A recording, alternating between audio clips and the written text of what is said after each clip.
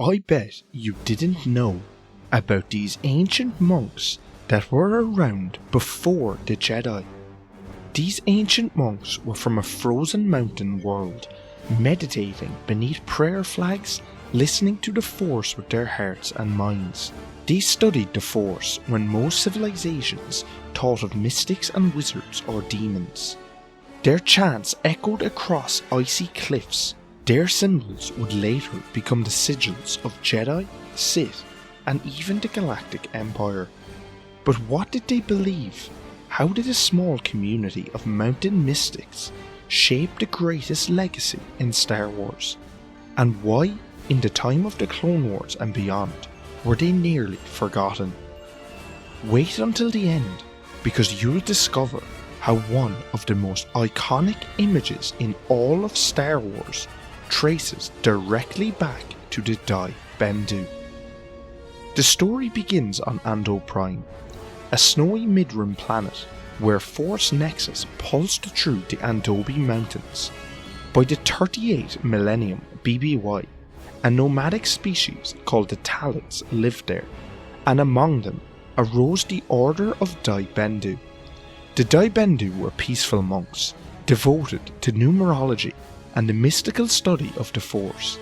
They were among the first beings in the galaxy to not only sense the Force, but to discover midichlorians and their connection to it.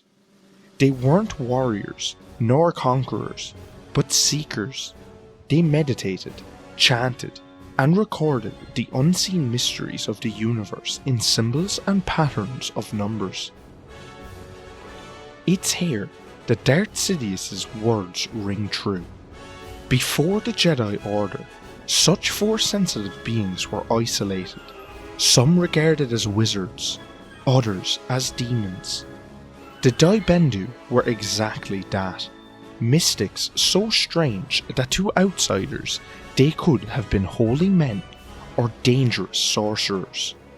But their destiny changed forever with the arrival of something ancient and mysterious, the To-Yor. But what was the To-Yor, and how did it lead the Bendu monks to help form the very first Jedi? Around 36,500 BBY, the Dai Bendu discovered a colossal black pyramid half buried in the mountains. They called it the To-Yor. It radiated power. For centuries they gathered around it, chanting and meditating in the snow, believing it to be a divine presence. Then, one day, it called to them, not in words, but as a voice within their minds. The Dai Bendu entered and discovered it was no shrine, it was a starship. The To-Yor carried them to Titan, a world in the deep core where other Force-sensitive groups had also been gathered by other To-Yor. Here, the Dai Bendu joined with these new arrivals to found the Jedi Order, the direct forerunners of the Jedi.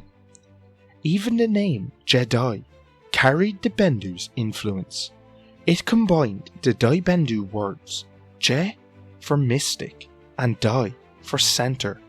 In other words, mystic center. So here's a question for you.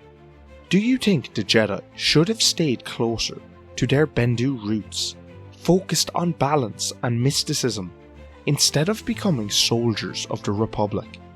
Comment below, I'd love to hear your thoughts.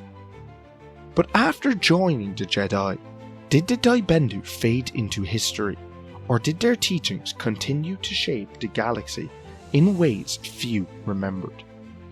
The Jedi eventually fractured. From them came the Jedi Order around 25,000 BBY, which allied itself with the newborn Galactic Republic. But the Bendu's mark never left. The Jedi adopted the 8-rayed sigil of the Dai Bendu, a wheel of balance that symbolized the Force uniting all life. During the Republic's founding unification wars, the Jedi carried this very emblem into battle, and this legacy stretched even further. The Jedi renegade, Zendor, who would spark the first great schism, drew heavily from Bendu knowledge. His attempt to merge these philosophies into something new ultimately tore the early Jedi apart. Even the Sith Empire reclaimed the Bendu's 8-spoked wheel as their crest, and when millennia later it became the Republic Roundel, Emperor Palpatine would corrupt it again, removing 2 spokes to create the Imperial crest. The most enduring symbols of Jedi and Sith both trace back to chants of forgotten monks in the snow. If you're enjoying uncovering these hidden layers of Star Wars history, make sure you subscribe. We dive into forgotten lore like this every week. But if their symbols lived on, what became of the monks themselves? Did the Dai Bendu survive, or were they lost to myth? The Dai Bendu spread with the Jedi diaspora, building temples on worlds of Kalamar, Skagora, and the moons of the Titan system. Pilgrims would travel to hear their chants, which some described as both haunting and mesmerising. But as centuries passed, their influence waned. By the height of the Republic, the Order was all but forgotten. A pod racing announcer on Ando Prime even described them casually as the benevolent Andobi monks. What had once been sacred mystics were now more of a cultural curiosity, starting races, selling handmade carpets, and chanting for pilgrims. Yet in secret, knowledge of them endured. Darth Plagueis himself studied their texts, seeing in their ancient philosophy keys to unlocking the deeper mysteries of the Force. To the Jedi and the Republic, they were myth, but to the Sith, they were treasure. But here's the greatest irony. If they were so central to the birth of the Jedi, how did they become so forgotten that even the New Republic considered their role in Jedi history lost in time? By the time of the Naboo crisis in 32 BBY, the monks still lived in the mountains of Ando Prime, but their presence was more ceremonial than mystical. The Jedi had risen, the Republic had fallen, and yet the Dai Bendu endured as a faint echo. But look closer, and you see their fingerprints everywhere. In the symbols of Jedi, Sith, Republic, and Empire. In the concept of balance, inherited by the Jedi and echoed in Luke Skywalker's vision of the Force. And even in the word Bendu itself, later reimagined in Star Wars Rebels as the mysterious being, Dai Bendu, who called himself the One in the Middle. Their name never truly vanished.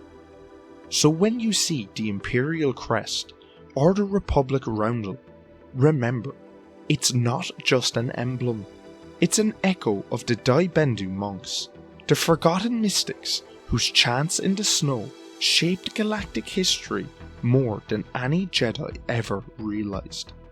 Next week, we are diving into the cult of the Sith Eternal.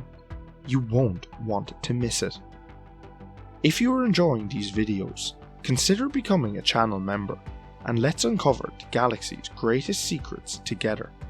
Thanks for watching.